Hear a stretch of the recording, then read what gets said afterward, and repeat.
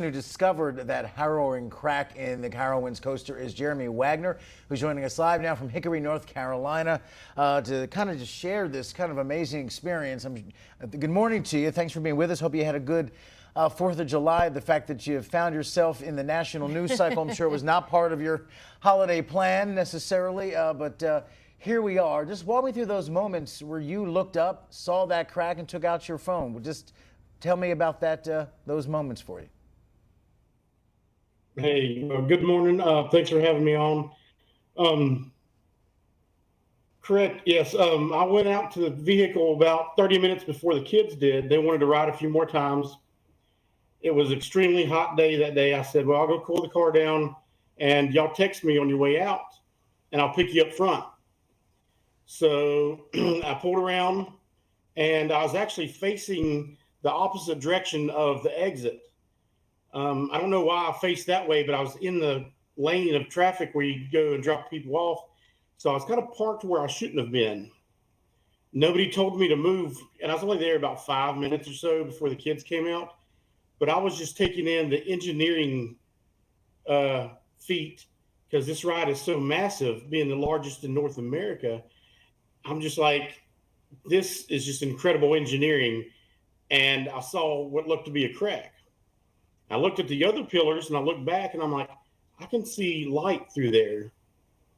I'm not an engineer, but that's not a good thing, right? Mm-mm. Then the car came by and it shifted, and my stomach dropped, and I said, "Holy cow! They got to shut this ride down."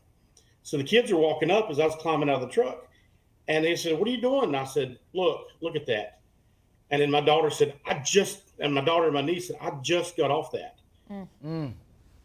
And I walked about probably 30, 40 feet. There were some gentlemen doing parking for the VIP section for the parking lot. And I said, you guys need to shut this ride down. Shut this ride down. There's people, the main exit is to the left of that, and the main entrance is kind of to the right of that.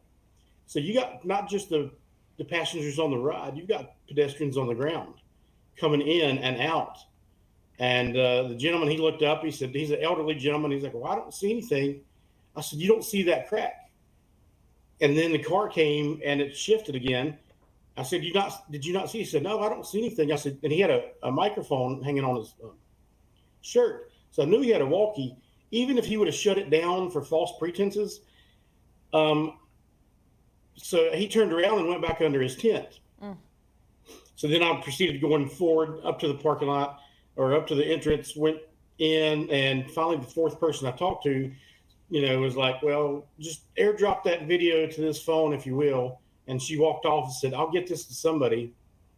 And I was just like, beside myself, like, I couldn't understand why there was no sense of urgency. Because she saw the video before she had me airdrop it. And I understand these are greeters and parking lot attendants, but it doesn't take an engineer to realize that's a safety issue, like extreme. No, I mean, not at all. So given the way that, they responded to you, how confident are you that real changes will be made, whether that's, having legit inspections happening more frequently, things like that? It's being repaired now, as we know, but how confident are you that there's going to be some positive change after this? I would like to be confident about it, since it's gone global. I've actually done an interview with the morning show in Australia the other evening. So since it's gone global, I'm hoping that the officials, the inspectors, and everybody would make sure that it's fixed properly, and not just that, it's everything around it, because everything else was taking stress that support wasn't supporting anymore. So the pillars to the left and right of them, they all have taken extra stress on for who knows how long. We had been in the park about 11:45 that morning, and this was about 6:45 when I took the video. So I have no idea how long it was completely separated like that, and how many rides, went on it. Right. I would like to have confidence that, it's fixed properly.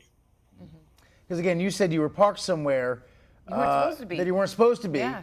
And so that was one, you had an angle on it. Two, you cared enough to say something not everybody would have. And they're like, well, I'm not on that ride, they're not my kids. So a lot of things came together for you to flag this, and now things are we hope are going to happen and get fixed. Here's my question though, based on the crack itself and the reaction you got from the park, will you comfortably take your kids back to Carowinds again one day? You know, I've been asked that several times, and what's funny is I've got some friends coming in from out of town next week, and we've already made plans to go back. I'm a season pass holder, and my kids are also. And even the day I was there, I was speaking with my friend in San Francisco, telling them, hey, here's some stuff we can do while we're here. So we've got plans to go back next week. Will you get on that coaster? I'm probably going to be the bag holder this time. That's my job. That's what I'll I be do. I holding the totally book get bags it. the kids are carrying Man. in, right? Yeah. Well, Jeremy, thank you for being an observant human being and for being a good human being and flagging it. You may have actually saved lives and prevented a real catastrophe because you cared enough to say something, and that's to be admired. Jeremy Wagner, thank you so much, man. Really appreciate you giving us some time. And good luck back there next week when you go. All right. Thank you. Jay?